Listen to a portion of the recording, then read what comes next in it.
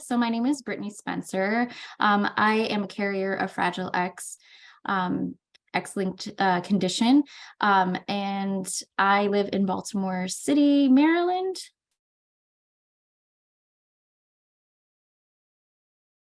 So I learned that I was a carrier in November of 2018 when I was pregnant, and my OBGYN had tested me for 3 different conditions and called me and let me know that I had something called Fragile X. And it kind of spiraled from there because myself nor anybody in my family had ever heard of it.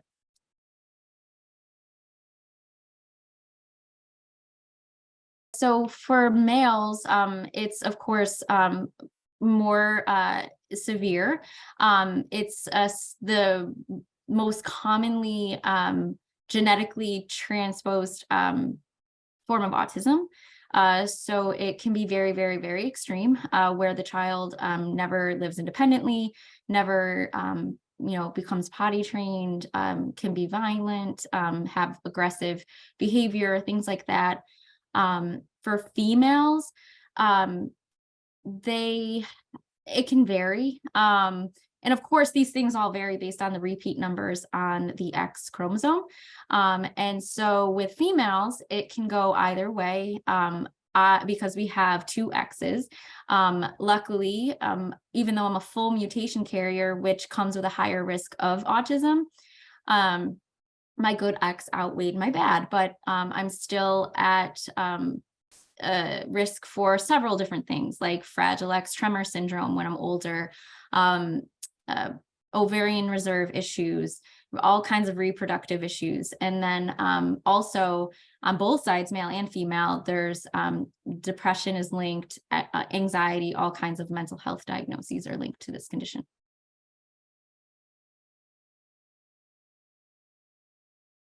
I found out when I was pregnant, and unfortunately, we did go with having a CVS done and found out that our pregnancy was male, and that, of course, with a full mutation, I had a 100% chance if the child got my bad X that it would continue on into that child. And so we ultimately decided it was best for us to end the pregnancy.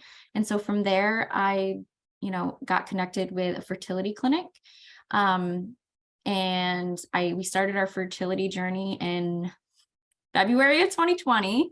So you could imagine what this has been like as we've navigated it through a pandemic.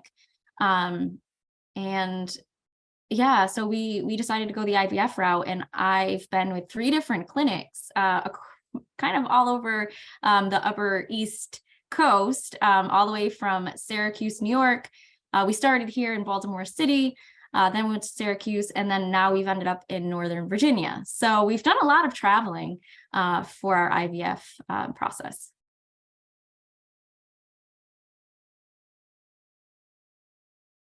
I was made aware that a lot of women with this condition do kind of, I guess, quote unquote, roll the dice, and they try naturally.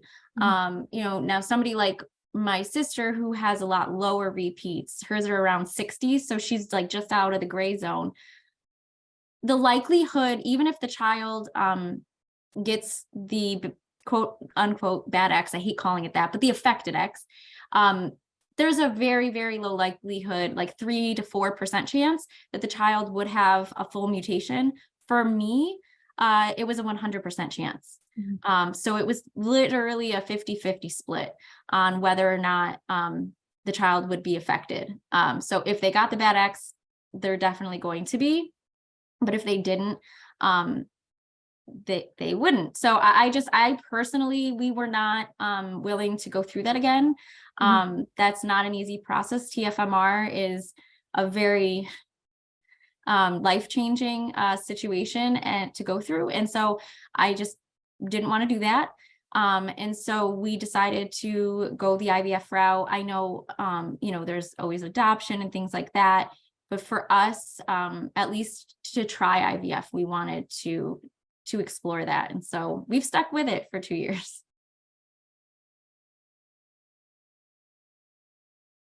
I was so naive back before November of 2018, I was naive to all of it.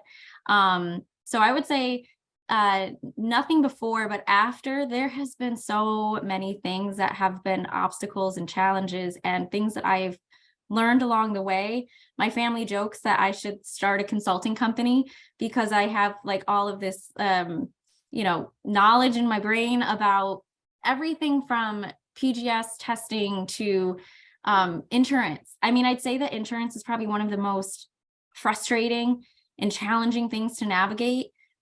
Even, as lucky and as blessed as we've been to have insurance coverage for IVF, it has just been an uphill battle. And I think one misconception to people that do have insurance coverage is it's still a huge out-of-pocket cost along the way. I mean, I could easily say that we've spent $30,000 with great insurance coverage.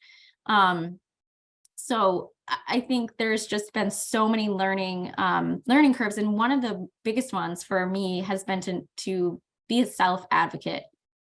And after finding a support group for Fragile X, IVF for Fragile X on Facebook, I think that group has really helped ignite the voice inside of me to be a good advocate for myself.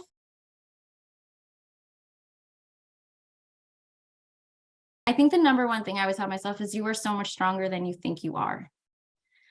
Because there's been obstacles in our way the entire time, and everyone felt like the worst and that it was the end. And I didn't think I could get through it. I mean, transfer after we tested 22 embryos and ended up with only 4 that were viable. And all of those failed to transfer. And so I thought that my body was just never going to accept an embryo transfer. Like I could get pregnant naturally, but the embryo thing, frozen embryo, is just not going to work. But I think if I knew back then how much strength that not only I had, but that my husband and I's relationship had to get us through that, that's what I would want to tell myself.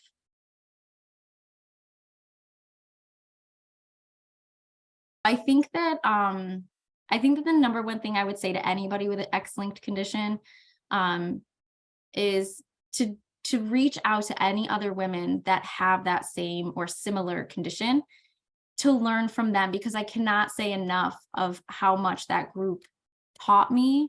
And I mean, I learned about medication protocols from that group that I never would have known of had I just kind of stayed in my own lane and not spoken to anybody else, because of course I didn't know anybody else that had Fragile X. Nobody had ever even heard of it in my circle.